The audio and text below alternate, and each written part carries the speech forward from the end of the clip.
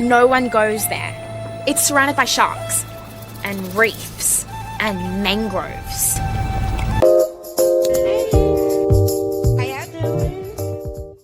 So back in the day, I was absolutely obsessed with Netflix Kids.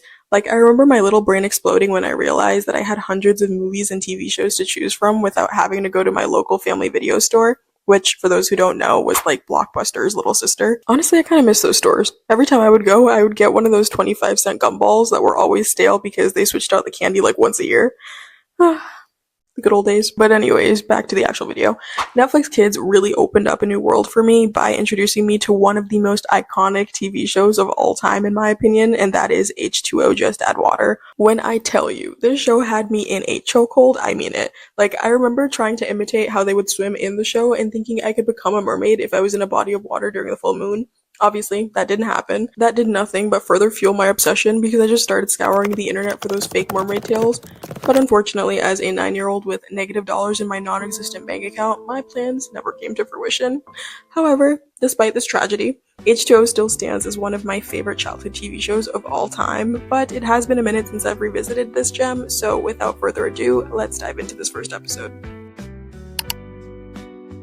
H2O Just Add Water is an Australian TV series that premiered in 2006 and ended in 2010. The show follows 3 teenage girls, Emma, Ricky, and Cleo, who discover they've turned into mermaids after undergoing a magical transformation on Mako Island. It's just a perfect blend of teen drama, fantasy, and adventure that quickly became a favorite of mine even at 10 years old. Also, I gotta give the writers of the intro song their flowers because they did their big ones with that one.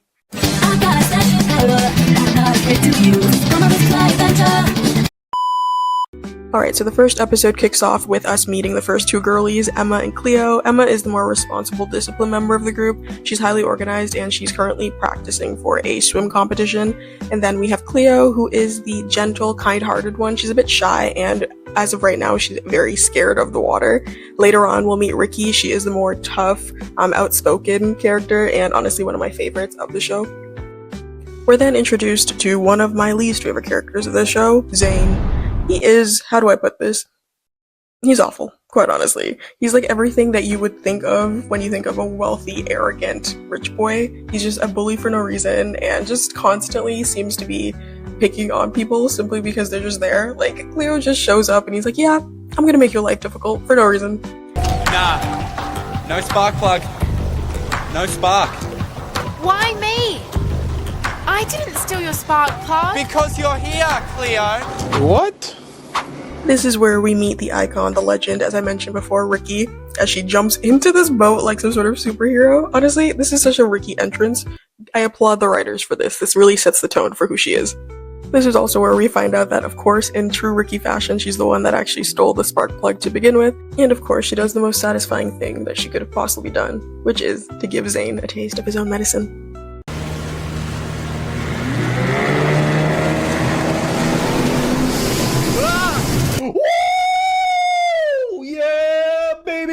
That's what I've been waiting for.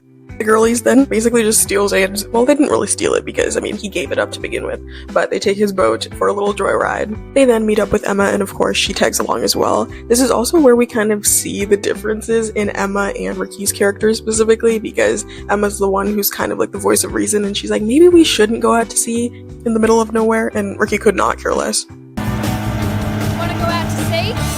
Isn't it dangerous in a craft this size?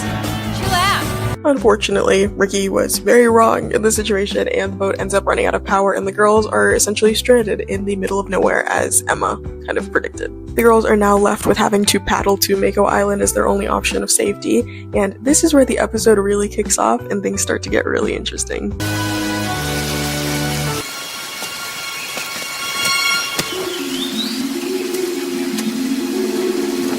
I can't do this. It's too slippery.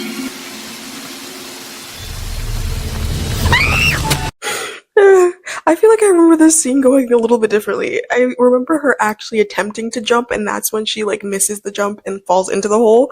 But instead, she literally is just standing there, turns around, and then falls into the hole. Oh my goodness, they really make Cleo just always the damsel. Cleo! I'm okay. I'm fine. I've got to go down and get her. It doesn't make sense if you... my goodness. Man down, another one down.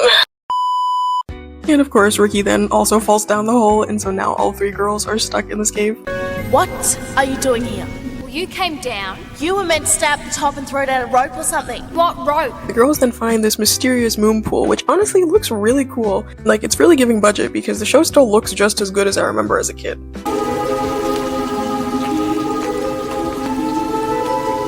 Wow. Ooh, okay, maybe I spoke a little too soon. Not that part didn't look too good, but the rest looks pretty good.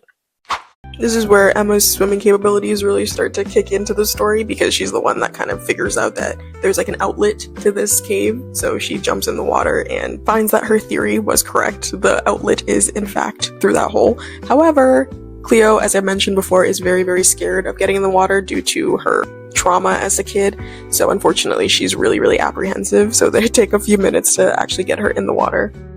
Go on, Cleo. There's no other way out. You can do it. I can't do it. I can't swim. You need to leave. Now at this point, with all three of them now in the water, things start getting a little bit strange and crazy, and the water starts doing some weird things.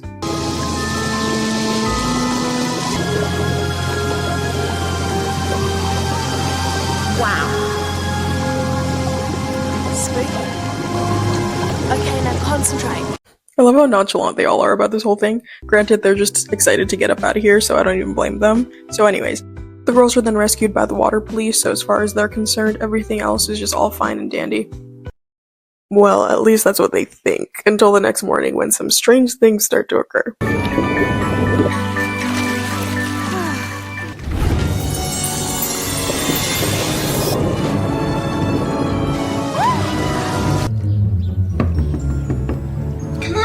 You can't stay there forever.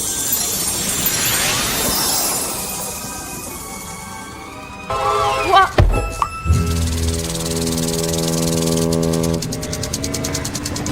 Loki, they are all a little bit too calm for me. I would be screaming. I mean, what do you mean I am half fish? This is crazy. Obviously, after discovering this very scary revelation, the girls all meet up at Cleo's house to talk about what they've discovered. We grow these and it vanishes when we're dry. And that's the same with you two, right? This is also where we meet Cleo's best friend, who later becomes her boyfriend. Spoiler alert, if you guys haven't watched the show yet, get on it. It's been like almost 20 years now since it's been out. But yeah, Lewis, he is a science enthusiast who later helps the girls understand, you know, this whole mermaid thing, and he's very loyal, supportive, and often acts as like the protector of the group. However, he's not quite let in on the secret quite yet, especially because the girls literally just found out that they are now part fish, so, you know, it's a pretty big deal to just break to somebody. So they decide to just keep the secret between the three of them for right now. This is really serious. If anyone found out about this, we could be in big trouble. Well, maybe. Look, something very strange has happened to us. Emma and Ricky then decide to test the theory out again just to make sure that they weren't going crazy or hallucinating the first time. So they go back into the water and, you know, lo and behold, they are in fact still mermaids. Meanwhile, Cleo still has a lot of trauma regarding being in the water, so she decides to go meet up and talk to Lewis, who she actually discovers is doing some research about mermaids. Mermaid myths have been around for at least 3,000 years.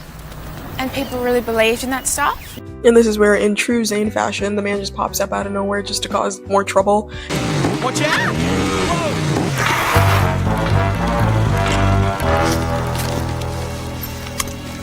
Oh, brother, this guy stinks! Luckily, if there is one thing that Zane does do well, it's get people very, very angry. So this actually motivates Cleo to discover that she has some sort of powers associated with this whole mermaid thing. Something really bad might happen to you.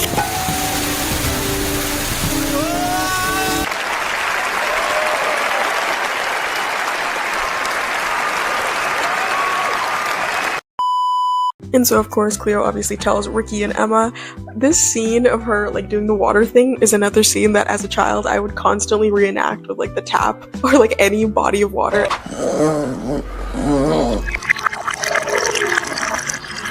The episode then ends with Emma also finding out that she has some magical powers as well. She can freeze things. Ricky then attempts to use her powers. Unfortunately, she doesn't discover them in this episode, but given the revelation of these newfound powers, the girls then end the episode by doubling down on the fact that this secret must remain between the three of them. Revisiting this first episode of H2O, Just Add Water, is just such a nostalgic experience.